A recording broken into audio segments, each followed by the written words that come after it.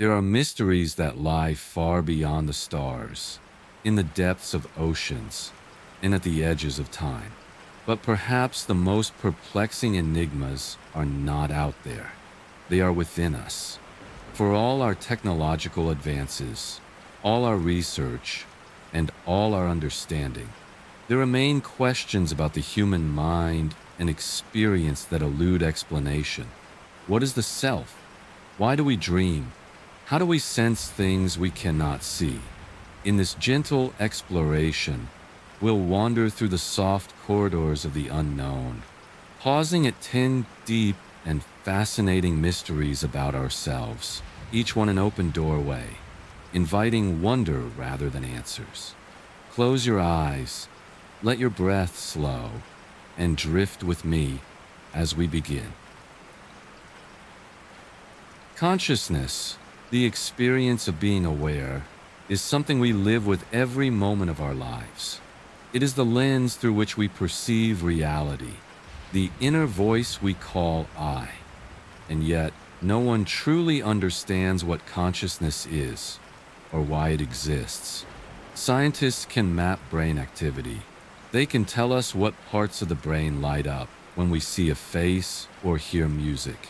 But they can't explain why it feels like something to see a face, or why hearing a melody stirs emotions. This gap between brain activity and inner experience is known as the hard problem of consciousness. Some believe consciousness is simply a product of complex computation, that if you build a brain-like machine, consciousness will emerge. Others suggest that consciousness might be a fundamental part of the universe itself, like space or time. Something woven into the very fabric of existence. There are cultures and philosophies that propose the mind is not confined to the brain, but connected to something larger, something collective. Eastern traditions speak of a unified awareness, a vast sea of consciousness from which individual selves rise like waves. What makes this mystery so haunting is its closeness. You are your consciousness. It's not an object you can hold or measure. It is the one doing the holding and measuring. Try for a moment to look inward, to find the source of your awareness.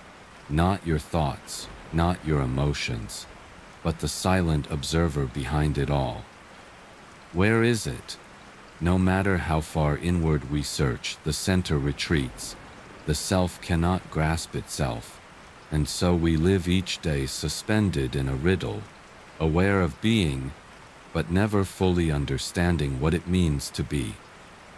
Let's drift forward, deeper into the shadows of the unexplained, where memory and time begin to blur. It happens suddenly, without warning. You enter a room, hear a phrase, or look into someone's eyes, and an eerie sensation washes over you. You've been here before. You've lived this moment. You know what comes next, but you haven't. At least, not in this life, not in this way. This experience is called déjà-vu, a French term meaning already seen. It's familiar to nearly everyone, yet no one can quite explain why it happens. It lasts only a few seconds, but leaves a deep impression, as if a secret has briefly brushed against your mind and then disappeared. For centuries, déjà vu has fascinated philosophers, mystics, and scientists alike. Some believe it's a simple glitch, a misfiring in the brain, where short-term memories get mistakenly processed as long-term ones, like a file saved in the wrong folder, creating a false sense of familiarity. Others argue it may be something more profound, a sign that memory and time are not linear, or that consciousness taps into dimensions beyond what we understand. One theory suggests that déjà vu is linked to dreams, that at night, our minds wander into possible futures, and when something similar happens in waking life, the subconscious rings a quiet alarm. You've seen this. Another possibility is rooted in the multiverse hypothesis, that we exist in one of many parallel realities, and déjà vu is a moment of overlap, a brief crack in the wall separating alternate lives. Some even describe déjà vu as a spiritual echo, the soul recognizing a pattern it has lived before, in another form, another place, reincarnation, a past life bleeding through. And then there's the psychological view that déjà vu represents a moment when the brain is unusually synchronized, when all the internal filters fall away and perception becomes raw, clear, and somehow timeless. There's also an emotional depth to déjà vu that often goes unnoticed. It's not just the feeling of having seen or done something before. It's the mood, a quiet melancholy, a strange warmth, a subtle anxiety, as if your mind is standing in two places at once. And then, just as quickly as it came, it's gone. You're left staring at the ordinary room, the friend's familiar face, the same conversation, but now it feels like a memory you didn't make, or a truth you're not allowed to keep. Some researchers have attempted to artificially trigger déjà vu, using virtual reality and specific memory cues. But even in those settings, the genuine, uncanny quality of the experience remains elusive. It resists replication. It resists explanation. And perhaps that's the point. Maybe déjà vu is not a malfunction, but a message, a whisper from the deeper self, or from a hidden architecture of time we have not yet mapped. Whatever its source, it reminds us that our sense of reality is fragile. The memory is not always a record, but sometimes a mirror or a window. So the next time déjà vu finds you, pause, breathe, don't chase it, just listen. Let it drift through you like a song you half remember. It might be your mind misfiring, or it might be your soul remembering its way home. Sleep, our retreat into dreams, healing, and silence, is normally a place of peace. But for some, sleep turns into a doorway to terror. They awaken unable to move, unable to speak, as if their body is frozen, while something watches from the shadows. This is sleep paralysis, one of the most disturbing and least understood experiences in human life. And though it's been studied scientifically, its emotional intensity and strange consistency across cultures raise haunting questions. Sleep paralysis occurs during the transition between sleep and wakefulness. The body is immobilized, as it normally is during REM sleep, to prevent us from acting out our dreams. But the mind becomes conscious before the body catches up. You're trapped in your own skin, alert but paralyzed. Often, this condition is accompanied by vivid hallucinations. People report feeling a malevolent presence in the room. Some describe shadowy figures standing at the foot of the bed. Others feel pressure on their chest, as if someone or something is sitting on them. These visions are so consistent across cultures that they've earned names. In Japan, the entity is known as Kanashibari. In Newfoundland, it's called the Old Hag. In West Africa, it's believed to be the work of evil spirits. The scientific explanation ties these images to the brain's blending of dream states with waking awareness. But that doesn't explain the emotional intensity, the sheer realness of the experience. Some researchers suggest that sleep paralysis is the origin of many supernatural beliefs. Alien abductions, demonic visitations, ghostly encounters. The sensations are so powerful, so invasive, that they reshape what we believe about the world. What's most chilling is the sense of presence, that you are not alone, that someone or something has entered your space uninvited, that it knows you're vulnerable and is waiting. Despite this, there's a strange, almost sacred stillness to sleep paralysis, a moment when the veil between dreams and reality thins, when you're conscious yet unable to act, a forced surrender. Some who have experienced it many times speak of learning to embrace it, of using it as a doorway to lucid dreaming, or even out-of-body experiences. But for most, it is fear, pure, silent, paralyzing fear. And yet, when it ends, there's relief. Breath returns, muscles respond, the shadows retreat. You sit up in bed, heart racing, but alone. Was it just a trick of the mind, or a glimpse into another layer of reality, one usually hidden from view? As always, we do not know. But if it happens to you, remember this. You are not broken. You are not alone. You are experiencing something ancient, something shared by millions across time. And maybe, just maybe, that presence you felt in the dark, it was real and watching. Let's move gently now from the silent dread of night toward another mystery, one not of paralysis but of invisible guidance, intuition. There are moments when we know something without knowing why. A feeling in the pit of the stomach, a subtle resistance when entering a room, a sudden impulse to turn left instead of right, and later it turns out to have been exactly the right decision. We call this silent knowing intuition. It is difficult to grasp, hard to explain, yet it meets us again and again.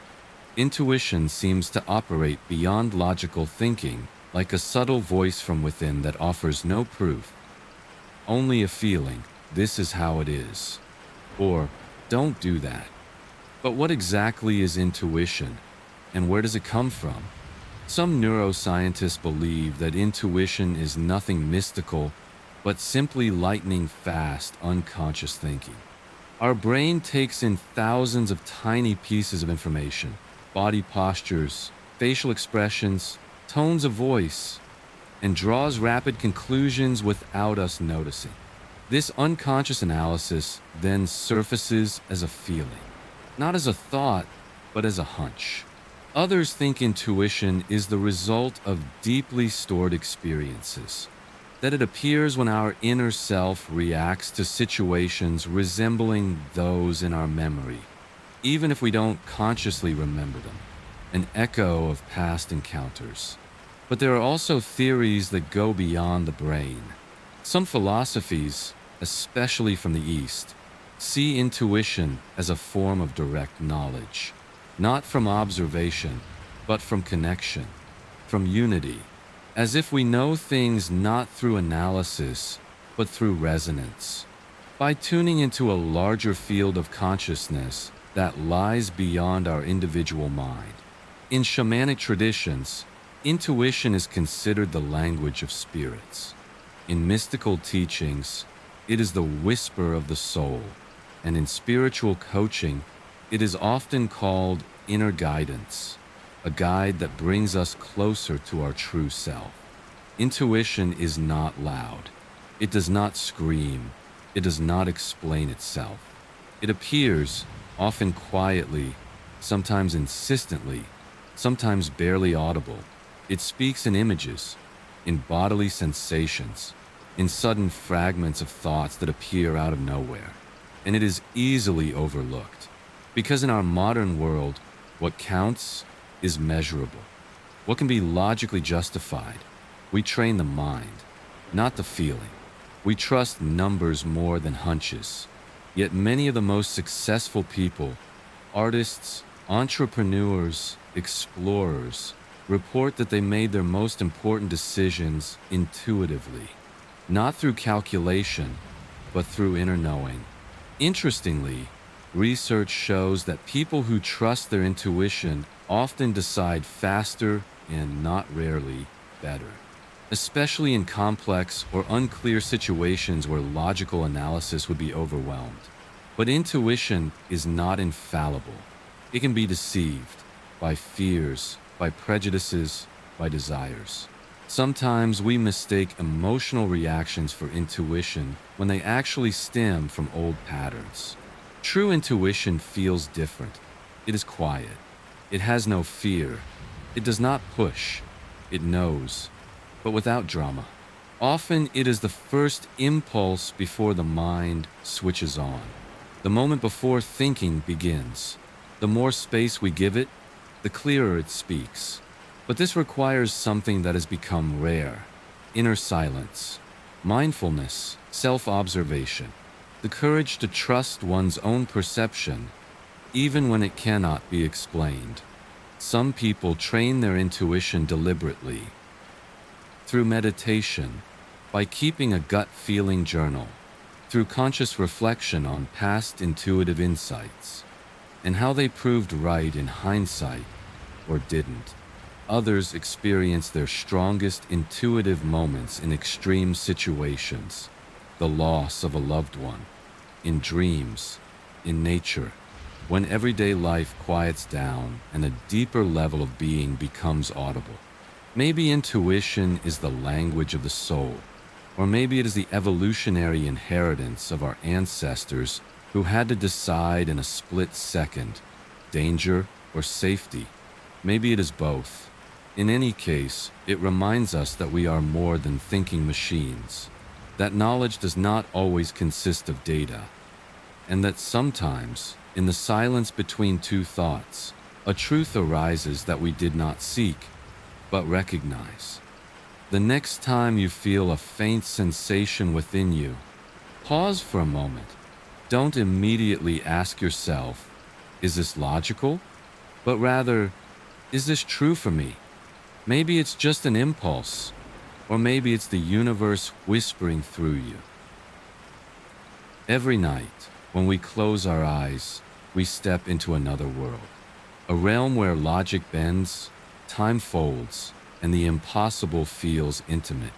Dreams, these nightly narratives of symbols, sensations, and stories, remain one of the greatest puzzles of the human mind. Why do we dream? And what do our dreams mean? Some scientists argue that dreaming is merely the brain's way of processing and consolidating memories. During REM sleep, the mind shuffles through the day's experiences, linking new information to old pathways. In this view, dreams are neurological housekeeping, strange but meaningless. But for many, dreams feel far more profound than that. From ancient civilizations to modern analysts, dreams have long been seen as messages. In some cultures, they are visions sent by the gods. In others, they're glimpses into the unconscious mind. Carl Jung believed that dreams speak in the language of archetypes, symbols that echo deep truths about who we are. Dreams can be lucid, where we become aware that we are dreaming, and even control the narrative. They can be prophetic, giving warnings or guidance that later prove eerily accurate. They can be healing, painful, ecstatic, or terrifying. One of the most fascinating theories is that dreams are a simulation space, that the mind runs through scenarios, testing emotions, actions, reactions in a safe environment, a kind of virtual reality for the soul. But dreams also seem to carry messages beyond logic. A loved one who has passed appears, and we feel a real connection. A moment from childhood returns with vivid detail. A symbol, like an open door or dark ocean, stirs something primal in us. And then there are the shared dreams, stories from different people across the world featuring similar landscapes, figures, and fears. Why do so many dream of falling, of being chased, of arriving late? Could there be a collective dreamscape we all tap into? What is perhaps most mysterious about dreams is their persistence. Despite being so hard to remember, so hard to study, we keep dreaming. Every night, every life, across all cultures, all ages. They haunt us, heal us, confuse us, They bring us face to face with our deepest selves, and they remind us that part of being human is living two lives, one in the waking world, and one in a world made only of shadow and light. What if a sugar pill could cure your pain? What if the simple belief that you're being healed actually healed you? This is the placebo effect, one of the most baffling and powerful phenomena in medicine. It challenges everything we think we know about the mind, the body, and the boundary between them. In clinical trials, patients given placebos, inactive treatments, often show real improvement. Their symptoms fade, their pain lessens, their blood pressure drops, all because they believed they were receiving real medicine. Even more astonishing, the effects can be physical. Brain scans show changes in neural activity. Hormone levels shift. The immune system responds. The body, it seems, listens to belief. But how? One theory is that the brain, expecting relief, releases natural chemicals like endorphins or dopamine, which mimic the effects of medication. Another theory suggests that belief alters perception itself, changing how we experience pain or emotion. But there are deeper questions too. Why is belief so powerful? Why does the body respond to a story it knows is false? And it doesn't stop with sugar pills, sham surgeries, fake acupuncture. Even fake medical devices have triggered real healing in controlled studies. In some cases, the placebo effect is nearly as strong as the real treatment. There is also the nocebo effect, the dark mirror of placebo, where negative expectations cause real harm. A patient who believes a drug will cause side effects often experiences them, even if the drug is fake. This suggests something profound. The mind is not separate from the body. It shapes our biology. It changes how we heal. It writes stories into our cells. Some researchers now study how to use the placebo effect ethically, enhancing belief, ritual, and care to support healing. Others believe it points to a deeper truth, that consciousness itself has agency over the physical. Whatever the mechanism, the placebo effect is a reminder that healing is not just chemical, it's also emotional, symbolic, and mysterious. Sometimes, the story we believe becomes reality. Why does time fly when we're having fun? Why does childhood feel like forever and adulthood like a blur? Why do some moments stretch endlessly while others vanish in an instant? Time is one of the most fundamental experiences we have, yet it's also one of the most subjective. And science still can't fully explain why time feels the way it does. Our perception of time is elastic. It changes with emotion, attention, age, and memory. Fear slows time down. Boredom stretches it. Joy compresses it into a flash. When we're fully present, immersed in the now, time can vanish. This is a flow state, a timeless zone where action and awareness merge. On the other hand, anxiety and anticipation can distort time, making minutes feel like hours. But what is time? Really? Physicists tell us time is a dimension, like space, that it doesn't flow, it just is. Einstein showed that time is relative, that it can stretch and contract based on speed and gravity. But our minds don't experience time like a clock. We experience it like a story. Memory plays a key role. When we make new memories, time feels full. When we repeat routines, time seems to vanish. That's why childhood feels long, everything is new, and why adulthood often feels fast, full of repetition. There are also strange phenomena, like time dilation during trauma. Victims of accidents often report time slowing down, allowing them to act with incredible precision. Is this just adrenaline? Or does consciousness step outside time, however briefly?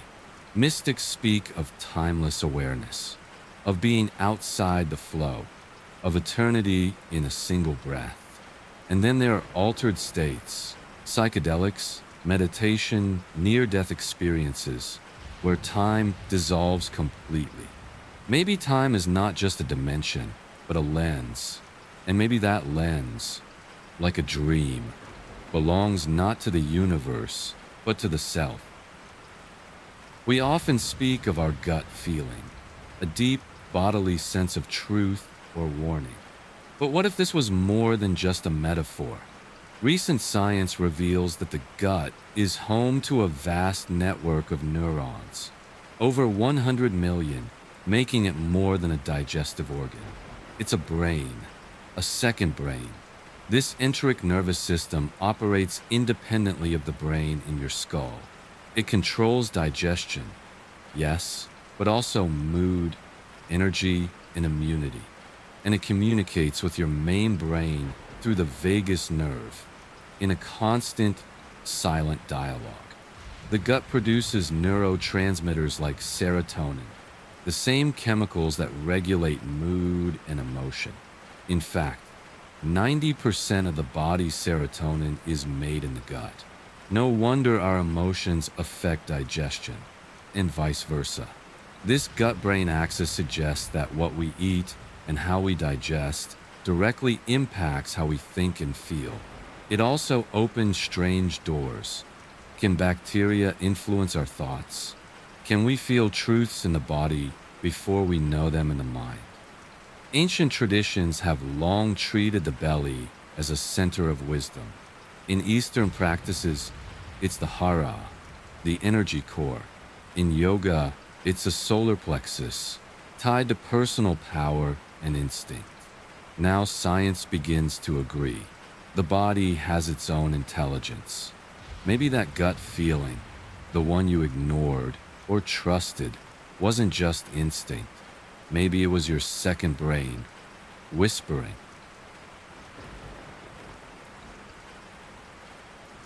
You are watching this video.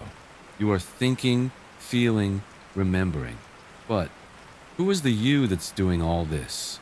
The self feels solid, continuous. But neuroscience suggests it's more like a story, a narrative the brain tells itself. There's no single spot in the brain where you live.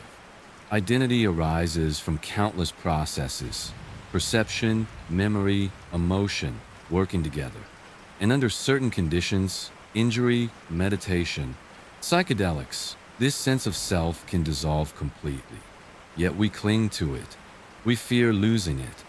Who are you without your name, without your memories, without your thoughts? Some traditions say the self is an illusion, a mask worn by awareness. Others say it's a soul, eternal and unique. What we do know is this: the self is fluid. It changes over time. It shifts with mood, context, and relationship. And maybe that's the secret. Maybe you are not a fixed identity, but a process. A song being sung, a dance unfolding. So the next time you ask, "Who am I?" pause. Listen not for an answer, but for the silence in which the question itself arises. We've wandered through dreams, instincts, and mysteries, through rooms with no doors and questions with no answers. And though science may one day explain these things, perhaps it's not answers we need, but awe. You are not a machine. You are a question wrapped in breath, a flame flickering in the dark, and that, in itself, is beautiful. Thank you for drifting with me.